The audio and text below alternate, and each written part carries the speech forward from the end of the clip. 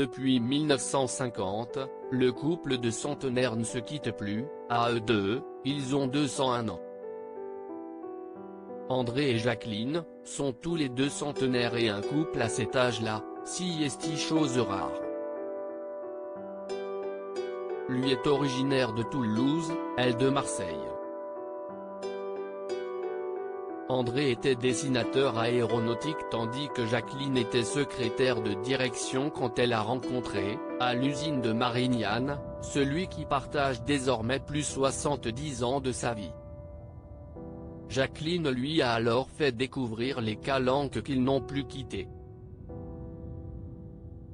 On habitait Marseille mais on aimait tellement la nature qu'on s'est dit et si on achetait un terrain ?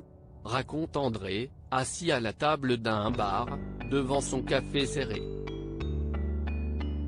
Après la naissance de leur fille Catherine, ils se sont alors installés dans la Pinède, plus proche de la mer.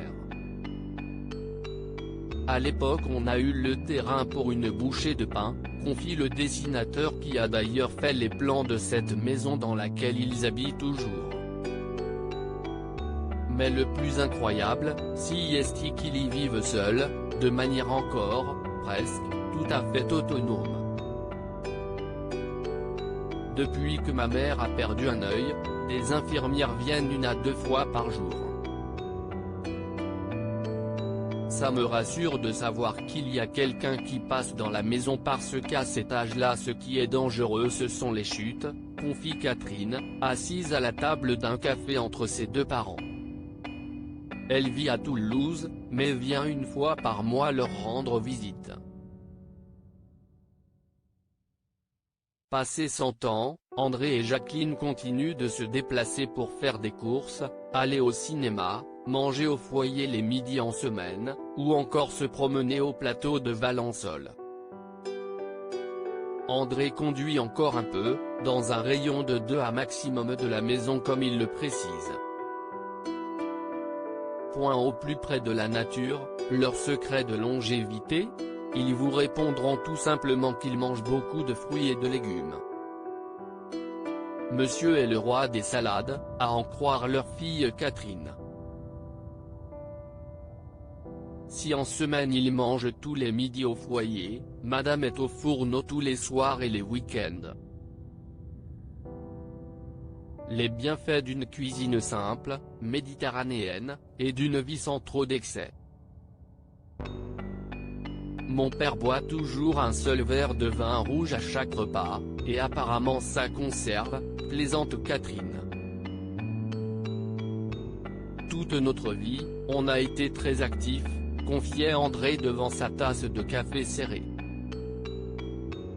En effet, avec Jacqueline, ils ont un passé de baroudeurs. Pour notre voyage de noces, on est parti avec les sacs tyroliens sur le dos, raconte-t-il avec le sourire. On a toujours beaucoup marché et on a continué à la retraite. Oui, on faisait de la randonnée et un peu d'escalade parce qu'on faisait aussi partie des excursionnistes marseillais, une association, et dans le cadre professionnel nous avions monté un groupe de montagne, ajoute Jacqueline, toute coquette avec son ruban rose poudré, noué autour du cou. Quand on était à Marseille, le soir on prenait le car qui allait à Cassis, on descendait à la Gineste et on allait dans les calanques passer la nuit, pour bivouaquer. Le seul souci, si est que la nuit dans les cavernes il y avait des scorpions. Des anecdotes, le couple en a plus d'une en stock. Outre les histoires de scorpions qui les empêchaient de dormir tranquillement sous leur tente, André raconte aussi volontiers sa vie de jeune dessinateur en Allemagne pendant la Seconde Guerre mondiale.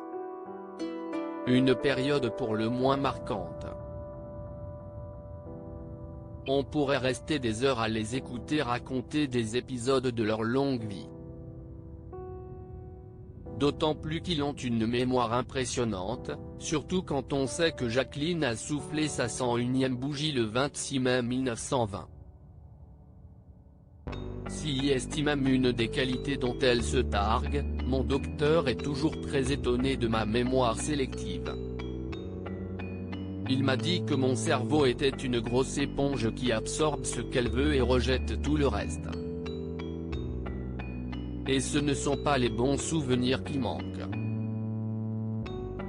Elle a sa tête à 100%, je dirais même à 150%, plaisante son mari. Pourvu que ça dure.